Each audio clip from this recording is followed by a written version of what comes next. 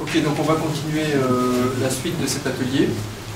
Donc Bessem vous a parlé des indications des différents types de chirurgie dans le kératocone. Là, je vais vous parler plus. En fait, ce que je vais faire là, vous allez sentir des similitudes avec ce que j'ai déjà fait. Donc ne m'en voulez pas s'il y a des redondances par rapport à ce qu'on a fait, ça ne fera qu'accentuer les idées comme ça. Donc on va, en fait, le titre de ma présentation au départ c'était chirurgie réfractive du kératocone.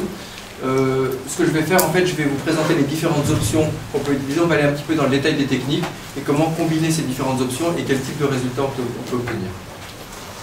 Alors, donc comme je vous expliquais tout à l'heure, quand on analyse un kératocone en préopératoire, on va analyser la morphologie d'une part, on va analyser la vision d'autre part et d'autre part l'évolutivité. Quand on analyse la morphologie, une des choses les plus importantes, c'est de savoir où vous en êtes dans l'évolution du kératocone. Est-ce que vous en êtes à un stade relativement peu avancé, avec un Kmax à 48, 49, ou est-ce que vous êtes à un stade très très avancé, un Kmax à 65, 70, et sauf lentille, bien sûr, ça sera la greffe de cornée. Ou alors est-ce que vous êtes à un stade intermédiaire? C'est très important de savoir où vous en êtes, parce que d'une part, ça va vous permettre de voir qu'est-ce qui est possible ou pas, en sachant que quand on a un Kmax au-delà de 60, ça ne va pas servir à grand chose de faire tout ce traitement conservateur, et d'autre part, selon le stade, vous aurez une indication sur le pronostic. Il y a kératocone et kératocone.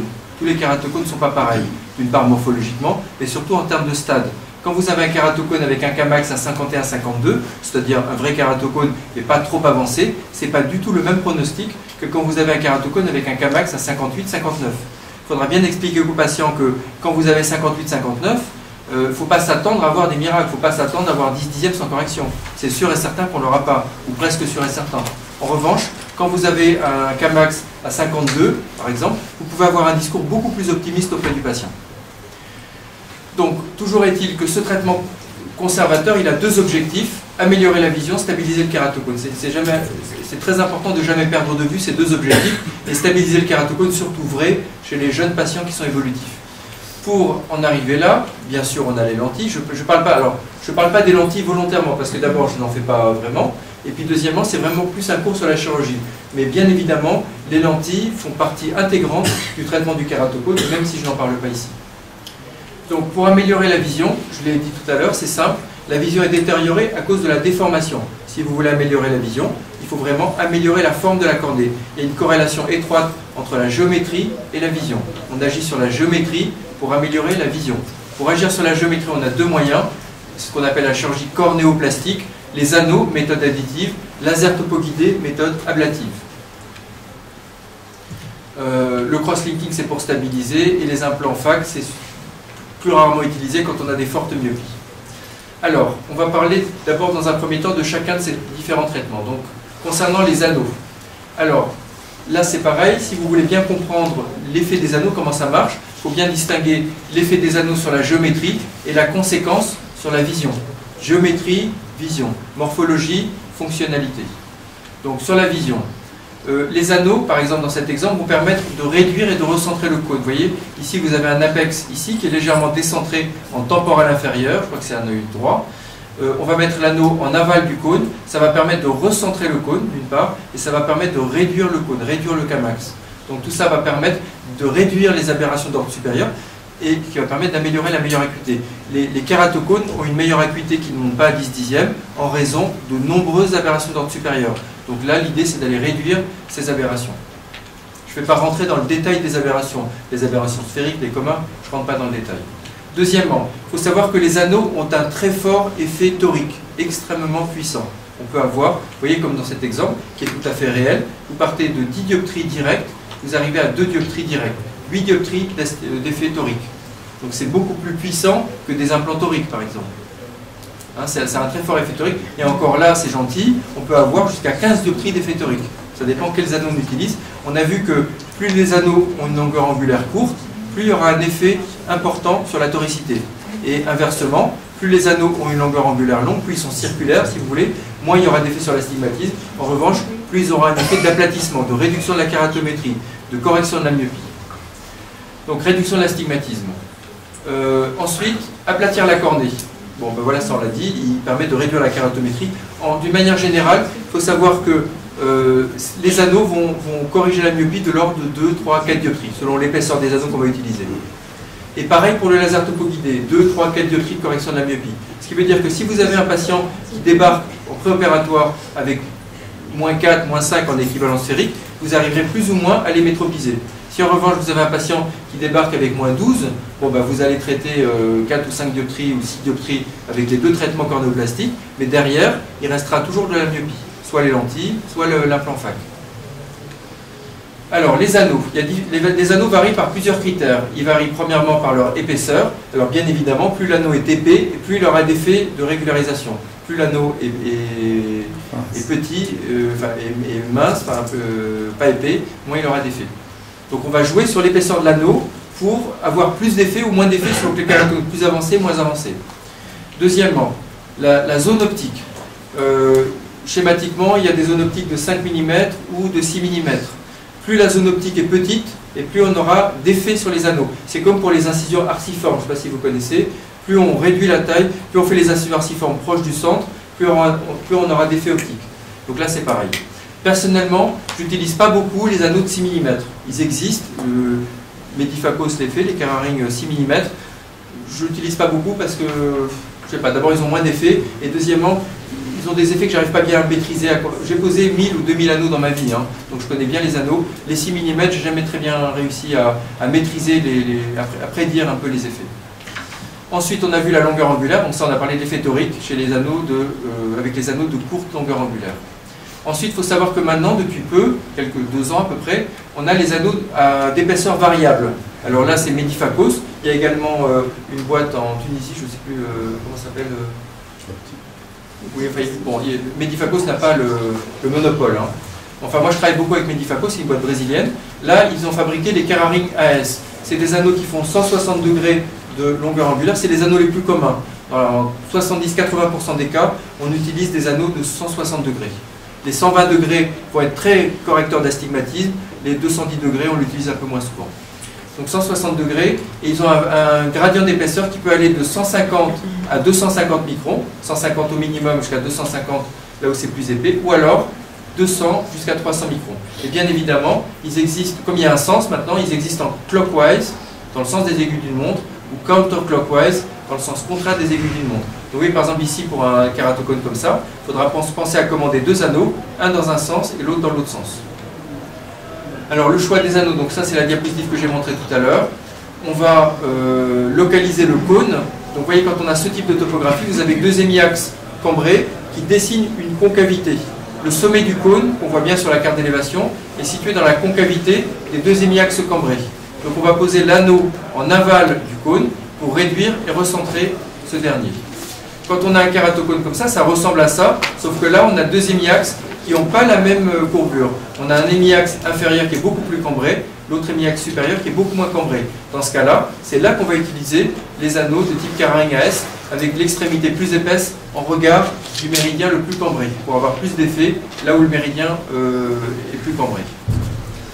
Quand on a, ça c'est des kératocones assez fréquents également, on a un astigmatisme, ça ressemble à un astigmatisme direct, une image en sablier. Donc là, et puis pareil pour ici. Dans ces cas-là, vous voyez, c'est différent. Là, on va utiliser 2 anneaux. Vous utilisez un anneau, on va mettre 2 anneaux. Les 2 anneaux, on va les placer, on va les centrer sur le méridien le plus plat. Et ça va permettre de cambrer le méridien le plus plat. Ça va corriger l'astigmatisme. Et selon l'astigmatisme qu'on veut corriger, si on a par exemple 4 ou 5 dioptries d'astigmatisme à corriger, on mettra des anneaux de 160 degrés qui auront à peu près ce type d'effet sur l'astigmatisme. Là, en revanche, vous pouvez avoir parfois des kératocones avec 10 ou 12 dioptries d'astigmatisme direct. Ça arrive. Hein.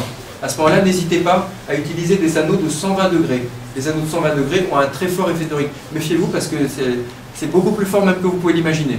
Des fois, on peut se retrouver, on peut avoir par exemple 10 dioptries d'astigmatisme direct. Je vais mettre 2 anneaux de 120 degrés et je vais me retrouver avec 5 dioptries d'astigmatisme inverse par un effet surcorrecteur des anneaux de 120 degrés. Quand on a un kératocone comme ça, en bonhomme de neige, avec pareil, un astigmatisme direct, mais l'hémiaxe inférieur beaucoup plus marqué que l'hémiaxe supérieur, dans ce cas, on peut utiliser 2 Keraring AS avec une épaisseur plus marquée en bas. Et maintenant, ce que je fais, je fais toucher, ça dépend du kératocone, mais je fais souvent toucher l'extrémité inférieure des 2 anneaux. Ça renforce le gradient d'effet entre en bas et en haut. Quand on a un kératocone un peu central ou paracentral avec peu d'astigmatisme, ben là on va augmenter la longueur angulaire, on va plutôt aller vers des anneaux de 210 degrés, voire 340 degrés, c'est-à-dire quasi circulaire, c'est-à-dire quasi sans effet torique, mais un fort effet d'aplatissement quand on a des kératocones centraux ou paracentraux avec pas d'astigmatisme. Et on a même maintenant des kérarines AS, comme ici, 330 degrés, qui sont beaucoup plus épais en bas et plus fins en haut. Donc ça, c'est utilisé dans les kératocones paracentraux. Donc tout ça pour vous dire que, premièrement, si vous voulez venir me voir poser des anneaux, n'hésitez pas. Consultation, blog, tout est ouvert. Vous pouvez venir vous regarder avec plaisir. Deuxièmement, c'est pour vous dire également qu'on dispose, plus les années passent, on dispose d'une panoplie d'anneaux qui permet de répondre à des situations de plus en plus diverses et variées, ce qui permet d'affiner les résultats et justement de tendre vers une chirurgie réfractive. Alors, un exemple. Un homme de 23 ans, alors on va analyser le dossier. Un homme de 23 ans, qui dit 23 ans dit quoi? Dit kératocone a priori évolutif, hein, c'est un patient jeune. Deuxièmement, Kmax 48, donc c'est pas un kératocone très avancé. La meilleure acuité, 6/10. Ensuite, la pachymétrie à 420, on pourra donc lui faire un cross-linking, un astigmatisme de 3 dioptries. Qu'est-ce qu'on va faire ici? Là, il faudra faire un cross-linking à un moment donné, et dans un cas comme ça, je vous ai montré qu'on peut poser 2 anneaux pour régulariser la cornée. Vous voyez, 2 anneaux de kérarine AS, parce que l'hémiaxe inférieur est plus marqué en bas. Voilà le résultat. Vous voyez même qu'on est passé d'un astigmatisme direct. Vous voyez qu'ici, on a un léger astigmatisme inverse. On a un léger effet surcorrecteur des anneaux. La meilleure acuité, alors là, ne s'est pas beaucoup améliorée. Et par contre, l'axe est complètement inversé. Voilà. C'était juste un exemple. Donc c'est pour vous dire aussi qu'on n'a pas toujours des résultats spectaculaires. Je ne vais pas toujours montrer des résultats à 10/10 parce que, sincèrement, ils ne sont pas toujours comme ça. Mais de plus en plus, on tend vers d'excellents résultats. Deuxièmement, le laser topoguidé. Alors, c'est quoi ce laser topoguidé? C'est la deuxième méthode pour régulariser la cornée. Je regarde l'heure en même temps, tu m'as dit que je fais 15 minutes. Le laser topoguidé, ce n'est pas une chirurgie réfractive, c'est vraiment un laser qui est destiné à gommer les irrégularités de la cornée. Je le fais souvent en deuxième intention après les anneaux, c'est-à-dire qu'en fait je pose souvent les anneaux, je laisse passer 3 mois, 4 mois, on arrive à un stade à peu près de stabilité, ensuite on regarde qu'est-ce qui se passe. S'il reste accord de la corne à régulariser, bah dans ce cas il reste souvent beaucoup moins, on a fait le gros du travail avec les anneaux et on complète l'effet avec le laser topoguidé. On va chercher à enlever moins de 50 microns. On a vu tout à l'heure qu'on peut jouer sur la taille de la zone optique pour réduire ou augmenter la profondeur d'ablation. On fait toujours, enfin moi je le fais toujours combiné à un cross-linking, même si le kératocone n'est pas évolutif. Donc il y a plein de gens qui me demandent pourquoi tu lui fais un cross-linking alors qu'il a 45 ans? Je lui fais un cross-linking parce que je ne peux pas faire du laser sans faire du cross-linking. Sinon on risque d'aggraver son kératocone avec le laser. Donc systématiquement. Même si un cross-linking a été déjà fait alors ça dépend, parce qu'effectivement il y a parfois, c'est rare, mais parfois il y a des patients qui viennent, qui ont déjà eu un cross-linking. Bon, s'ils ont 45 ans, qu'ils ont déjà eu un cross-linking, à la limite c'est pas la peine d'en refaire un. Mais normalement sinon il ne faut pas faire du laser sans avoir une protection quand même. Ensuite, le cross-linking. Alors là je ne pourrais parler des heures sur le cross-linking. Vous connaissez tous, vous savez tous, je pense que c'est une méthode photochimique qui permet de rigidifier le stroma cornéen. Donc en gros, on va imprégner la cornée avec de la riboflavine et ensuite on va l'exposer à des rayons UVA et ça va permettre de créer des liaisons covalentes entre les fibrilles de collagène, ce qui va permettre de rigidifier le stroma cornéen. Pendant longtemps, et certains auteurs, je pense notamment à Damien Gatinel, ont dit non, ça ne marche pas, ça ne sert à rien. De toute manière, avec l'Aura et tous ces appareils, on n'a jamais démontré de rigidification du stroma cornéen. Donc il suffit juste qu'ils arrêtent de se frotter les yeux et c'est bon, on a traité le kératocone. Moi je peux vous dire, pas du tout. Très récemment à l'ESCRS à Vienne, il y a des nouveaux articles qui sont sortis et avec le Corvis, qui est un appareil un petit peu plus élaboré d'analyse biomécanique de la cornée in vivo, on a permis de démontrer qu'il y a certains paramètres qui montrent une rigidification de la cornée après cross-linking. Donc clairement, c'est efficace, il ne faut pas remettre en doute l'efficacité du cross-linking. Maintenant, il y a plusieurs méthodes qui permettent depuis le protocole de Dresden, de Theo Seiler, dans les années je ne sais pas quand, où on mettait 1 heure à faire un cross-linking, depuis on a beaucoup évolué. Aujourd'hui, je vais vous donner mon protocole à moi, qui est à peu près dans la moyenne, de ce que font la plupart des gens. Je fais toujours le cross-linking épi-off, ça ne sert à rien de laisser l'épithélium. Épi-on, c'est sûr que ça fait pas mal, mais ça ne marche pas. Donc voilà, épi-off. Deuxièmement, riboflavine sans dextran, qui permet de mieux pénétrer dans la cornée. 10 minutes 10 minutes d'imprégnation, pardon, on met des gouttes toutes les 2 minutes. Avec la lampe à Vedro, il mesure voilà, pendant 10 minutes d'imprégnation. Ensuite, on fait des rayons UV pendant 9 minutes avec une fluence de 10 milliwatts par centimètre carré. Voilà, donc ça donne, voilà, c'est un protocole que j'utilise. Et voilà. Ensuite, donc ça s'adresse au kératocone évolutif, mais on a vu aussi les patients chez qui on fait du laser topovidé. Alors c'est sûr que quand il y a une indication à faire du cross-linking, ça ne sert à rien d'attendre, il faut le faire le plus rapidement possible pour figer la cornée à un stade précoce, avant qu'elle s'évolue davantage.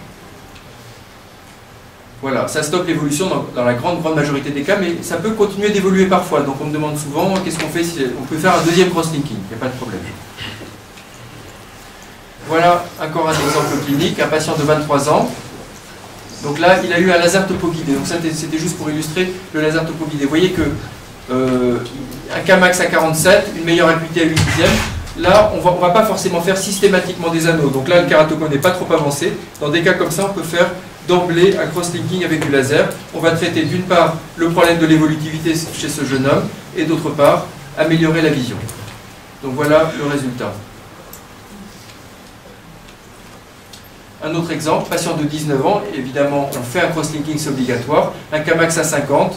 Alors ça c'est une topographie cornéenne, pourquoi j'ai fait on aurait pu faire des anneaux avant, mais vous voyez, il y a des topographies qui sont plus propices à répondre positivement avec les anneaux, et des topographies où on sait qu'on n'aura pas des résultats extraordinaires avec les anneaux. Donc vous voyez, là c'est le cas ici. Si je devais mettre des anneaux, j'aurais mis 2 anneaux qui se touchent en bas, mais je sais que je ne vais pas avoir des résultats extraordinaires. Donc je préfère d'emblée faire un cross-linking avec du laser. Voilà, et d'ailleurs on a très bien réussi avec ce traitement. Alors, il ne faut pas oublier les implants FAC, ça fait partie de l'arsenal thérapeutique du traitement conservateur du kératocone. Normalement, vous connaissez tous les implants FAC, les ICL ou les IPCL maintenant. C'est des implants qu'on met en chambre postérieure, comme vous l'a montré Bessem tout à l'heure. Ils ont toute leur place dans le traitement du kératocone. Et notamment, alors c'est quoi les indications? C'est des patients qui ont des fortes myopies, qu'on n'a pas pu traiter en totalité avec le laser, avec les anneaux. On a vu qu'avec le laser, avec les anneaux, on traite 5-6 dioptries de myopie. S'ils ont au départ moins 10, moins 12, on sait qu'à un moment donné, on sera obligé d'utiliser autre chose. Deuxièmement, c'est des patients qui ne vont pas supporter les lentilles, parce qu'encore une fois, les lentilles, c'est tout à fait une alternative possible pour traiter ces myopies. Ensuite, c'est très important, il faut que le kératocone soit stabilisé préalablement. Il ne faut pas, par exemple, mettre d'emblée un ICL chez un jeune patient de 19 ans qui a une myopie. Il faut d'abord faire un cross-linking, d'abord faire tout ce qu'il faut. Alors souvent c'est long, ça va mettre un an et demi le traitement du kératocone. Mais il faut vraiment prendre son temps, parce qu'après c'est toute la vie. Donc il faut d'abord stabiliser le kératocone, et ensuite quand vous avez une cornée comme ça, c'est dommage, bien sûr que vous pouvez tout corriger avec l'implant, mais même si le kératocone est stable, c'est dommage de ne pas commencer par régulariser la cornée avant de mettre l'implant. Vous avez une cornée très irrégulière, si vous mettez l'implant directement, vous aurez une vision au final qui sera bien moins bonne que si vous avez préalablement régularisé la cornée avec des anneaux, du laser, etc. Donc commencez d'abord par régulariser la cornée, anneaux, laser, tout ce qu'on a vu avant, et ensuite quand c'est stable, quand c'est régularisé, là vous prenez votre temps, vous mettez l'implant. Maintenant on va vous montrer quelques exemples, comment on combine tous ces traitements. Alors je vous expliquais que la majorité des kératocones, je les traite de la manière suivante. Première étape, anneaux. Les anneaux permettent de corriger une bonne partie de ce qu'il y a à corriger. Donc vous voyez, on obtient souvent une amélioration. Deuxième étape, on attend 3 mois. Moi j'attends 3 mois en général, je revois. Donc je pose les anneaux, le lendemain c'est mon assistante qui les revoit, ou moi-même. Il ne se passe rien de spécial. Et ensuite on les revoit 3 mois après. 3 mois après, on fait un bilan. Et là, on programme la deuxième étape, laser et cross-linking. Voilà. En même temps. Oui, alors on fait en même temps. Là il y a un débat.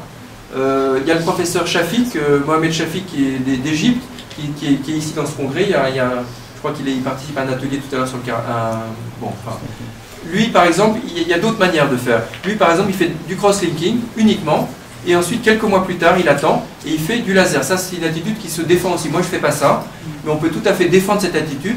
Pourquoi? Parce que le cross-linking va hypermétropiser le patient. Même si on ne fait pas de laser, ça va aplatir la cornée, ça va hypermétropiser. Donc on perd en prédictibilité réfractive quand on fait du cross-linking. Et deuxièmement, comme l'a dit Bessem, c'est peut-être mieux, on ne sait pas très bien, il y a un débat, de faire du laser sur une cornée préalablement rigidifiée par le cross, plutôt que de tout faire en même temps. Donc ça, c'est... Voilà, c'est... Je ne dis pas que je détiens la vérité, il y a plusieurs manières de faire.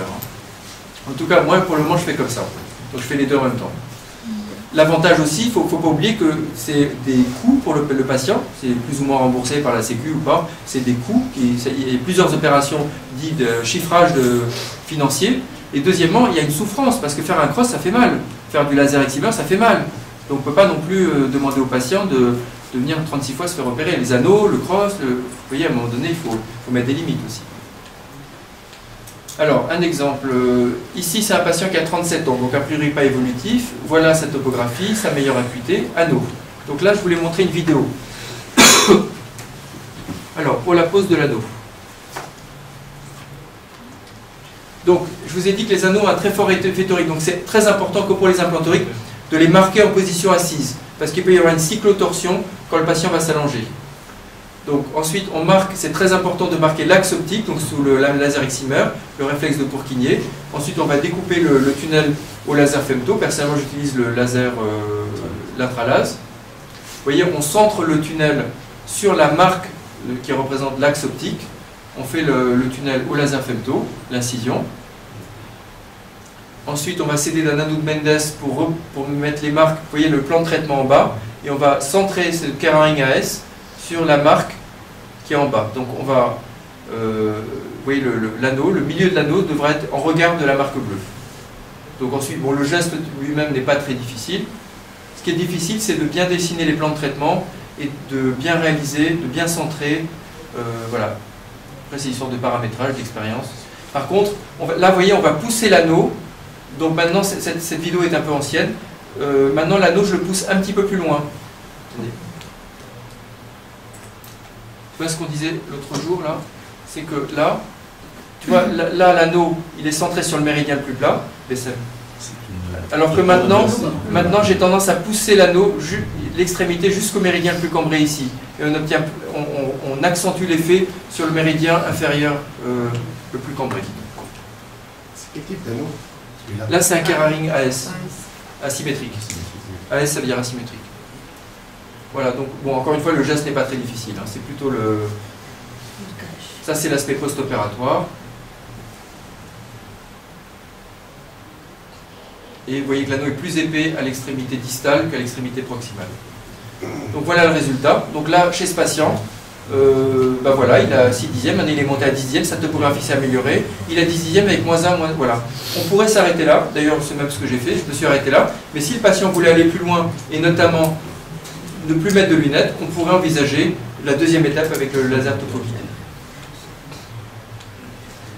Autre exemple, alors ça c'est un cas assez fréquent, un patient de 22 ans avec un kératocone soi-disant unilatéral. Vous voyez, d'un côté il a 10 dixièmes, il voit bien sans lunettes, parfait.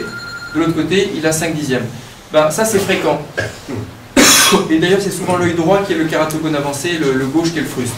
Dans ces cas-là, là il ne faut rien faire, à droite il ne faut rien faire, il ne faut surtout pas faire de cross-linking, rien du tout. Il faut juste dire au patient évidemment d'arrêter de se frotter les yeux, ça c'est une évidence. Mais probablement, ce kératocone fruste à droite va rester stable toute sa vie. Le patient voit bien, on ne va rien faire de plus. Et à gauche, on va traiter. Donc à droite, on va surveiller, vous voyez ce qu'on a fait. Et vous voyez que la topographie cornéenne est parfaitement stable, donc il n'y a vraiment rien à faire. Mais si toutefois ça se mettait à évoluer, là bien sûr, il faudra faire un cross-linking sans tarder. Du côté gauche, en revanche, là c'est un kératocone beaucoup plus avancé, c'est toujours le même patient. On va faire en 2 étapes. Première étape, les anneaux. Donc là, c'était un anneau de 210 degrés. Vous voyez, on a amélioré le kératocone. Évidemment, quand on fait des dual map, il faut avoir les mêmes échelles, hein, si vous voulez comparer. Donc ça, c'est la carte différentielle. Et deuxième étape, le laser. Vous voyez comment on a amélioré la topographie et parallèlement, comment on a amélioré la vision. Ça, c'est une vidéo pour vous montrer le protocole d'Athènes, donc le laser et le cross-linking en même temps. Donc on commence par enlever l'épithélium avec la brosse d'Amoy ou avec le scarificateur, ça n'a pas beaucoup d'importance. Vous voyez que les anneaux ont déjà été positionnés avant. Ça, c'est le profil d'ablation personnalisé qui est transmis au laser. Le laser va agir, donc voilà. Le laser enlève un petit peu de membrane de Bowman. Et ensuite, on enchaîne directement sur le cross-linking. Donc, la riboflavine, je vous ai dit 10 minutes d'imprégnation. Riboflavine sans dextran. Et ensuite, 9 minutes d'exposition à 10 milliwatts. Comment? Ah, ça, je ne fais pas. Non. Alors, Bessem me pose par la question de l'ASIC ou la PKR extra. Ça, c'est, vous connaissez? Non? On met une lentille thérapeutique à la fin qu'on enlève au bout de 3-4 jours. Je fais juste une petite parenthèse. Avedro, qui est une société qui commercialise, que j'utilise d'ailleurs, le cross-linking avec leur riboflavine et tout. Ils ont cherché à commercialiser le concept chirurgie réfractive extra, donc PKR extra ou LASIK extra. Ça consiste à faire quoi? Ça consiste à faire une vraie chirurgie réfractive, un LASIK ou une PKR, mais de faire dans le même temps, systématiquement, chez un patient qui n'a pas de kératocone, un cross-linking. Voilà. Moi je trouve que c'est ridicule, parce que soit le patient il a un kératocone, on le soigne. S'il n'a pas de kératocone, la prévention de l'ectasie, c'est certainement pas d'aller faire un LASIK extra, c'est d'aller faire déjà une PKR, commencer, et pas de LASIK. Et deuxièmement, encore une fois, le cross-linking n'a pas sa place dans la vraie chirurgie réfractive, puisque c'est un facteur d'imprédictibilité. Alors eux ils disent qu'il n'y a pas de facteur d'imprédictibilité. Moi je pense que leur riboflavine, c'est vraiment excusez-moi l'expression, du pipi de chat, c'est-à-dire c'est quelque chose de très dilué qui n'a de la riboflavine que la couleur, le jaune, mais en réalité je pense qu'il n'y a pas vraiment de... Voilà. Donc je cautionne pas du tout ce concept. Donc ça c'est encore un autre exemple. Alors vous voyez, là on a un patient qui a 41 ans, donc a priori il n'est pas trop évolutif, par contre il a une forte myopie, en équivalence sphérique il n'est pas loin de moins 10, 4 dixièmes. Donc à un moment donné, on sera obligé de mettre des... On ne va pas pouvoir tout corriger avec les anneaux et le laser. Donc première étape, on va mettre les anneaux, ça va régulariser la cornée. Deuxième étape, on va mettre un implant FAC. Là j'aurais pu aller avec du laser aussi, je ne l'ai pas fait. Alors voilà, ça c'est la chirurgie de l'implant FAC. Comment? Voilà, donc ça c'est juste pour vous montrer la pose d'un implant FAC chez un patient qui a préalablement eu des anneaux.